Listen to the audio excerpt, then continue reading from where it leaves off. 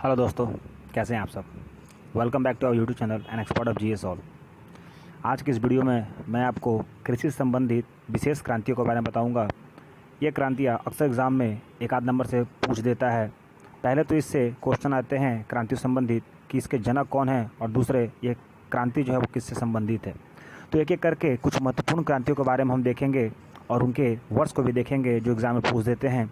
तो चलिए शुरू करते हैं आज के महत्वपूर्ण क्रांतियाँ। सबसे पहले आप लोग देख रहे होंगे स्क्रीन पर, ये हमारा है हरित क्रांति। जी हाँ, हरित क्रांति भारत में मुख्य रूप से खाद्यान्न उत्पादन संबंधित है, और खाद्यान्न में भी इससे मुख्य रूप से गेहूं और धान की पैदावार के लिए किया गया था, और सबसे पहले इसे पंजाब राज्य में किया गया था। भारत में हरित क्रांति के जनक कहलाते हैं वो एम.एस. स्वामीनाथन कहे जाते हैं।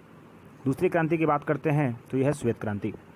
भारत में श्वेत क्रांति जो है वो दूध को उत्पादन संबंधित है, और इसकी शुरुआत जो हुई थी 1964 और 65 के बीच में हुई थी, जिसे आगे जा कर के ऑपरेशन फ्लड के नाम से जाना गया। और भारत में वर्गीस कुरियन जो है वो श्वेत क्रांति के जनक कहे जाते हैं। नेक्स्ट की बात करते हैं गुलाबी क्रांति।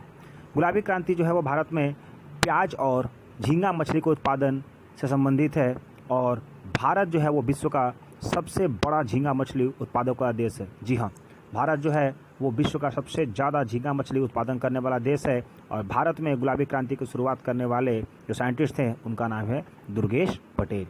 नेक्स्ट बात करते हैं अपने क्रांति की, तो वो है नीली क्रांति।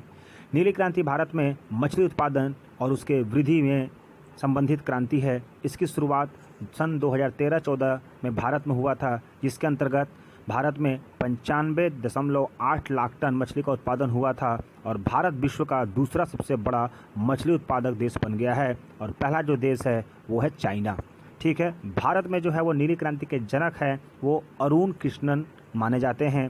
देखिए, सभी वीडियो में आप लोग देखे होंगे क्रांति में कि केवल आपको वो उससे संबंधित फैक्ट बता देते हैं, लेकिन वो उसके जनक नहीं बताते हैं, और बहुत कम किताबों में मिलती है। तो मैं अपने इस वीडियो में उससे संबंधित फैक्ट तथा उसके साल और साथ ही साथ जनक के बारे में भी आपको बता रहा हूँ। नेक्स्ट बात करते हैं अपने क्रांति की, सुनहरी क्रांति। भारत में सुनहरी क्रांति मुख्य रूप से बागबानी उत्पादन से संबंधित है, जिसमें मुख्य रूप से फल होते हैं, और इसे शहद के उत्पादन से भी जोड़ा जाता है। भारत में बागबानी उत्पाद जो होता है वो हमारे जीडीपी का 31% योगदान देता है। जी हाँ, जो हमारे भारत में बागबानी उत्पादन जो फल होते हैं वो हमारे जीडीपी में 31% का योगदान देते हैं, और भारत सब्जी और फल उत्पादन में विश्व में दूसरा स्थान रखता है। यानी भारत हमारे जो है वो विश्व में दूसरा ऐसा देश है जो कि सब्जी और फल उत्पादन अधिक मात्रा में करता है। और भारत में जो है वो स्वर्णिम क्रांति के जो जनक हैं वो निरपक्ष तुतेज हैं। निरपक्ष तुतेज जो है वो भारत में स्वर्णिम क्रांति के जनक कहे जाते हैं। नेक्स्ट बात करते हैं सिल्वर क्रांति। सिल्वर क्रांति भारत में मुख्य रूप से मुर्गियों के अंडे उत्पादन और उसे बढ़ावा देने संबंधित है। भारत में मुर्गी जो है वो एक वर्ष में 65 अंडे देती है। जी हाँ, ये एक जीके है कि मुर्गी जो है वो एक वर्ष में कितने अंडे देती है, तो एक वर्ष में वो 65 अंडे देती है। कह सकते हैं कि वो एक महीने में कितने अंडे देती है, तो कह सकते हैं 6 के लमसम में या 5 के लमसम में वो अंडे देती है। जबकि अमेरिका में 295 अंडे देती है मुर्गी जो है वो एक वर्ष में।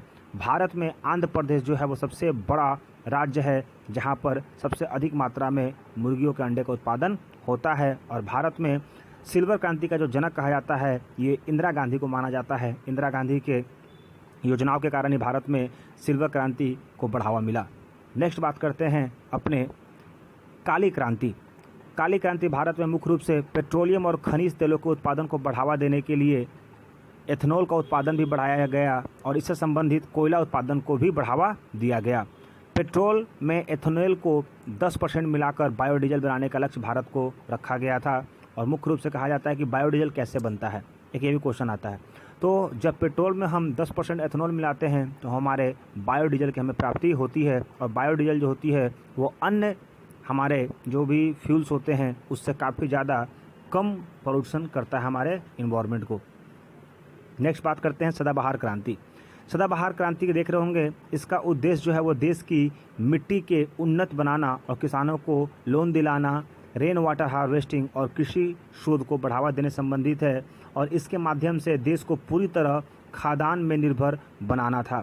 मुख्य रूप से हम भारत में बहुत सारे चीज़ को अपने दूसरे देशों से आयात करते हैं, लेकिन सदाबहार क्रांति का जो उद्देश्य था वो भारत को आत्मनिर्भर बनाने का था। और भारत में सदाबहार क्रांति के जो जनक हैं वो सुश्री स्वामीनाथन कहे जाते हैं।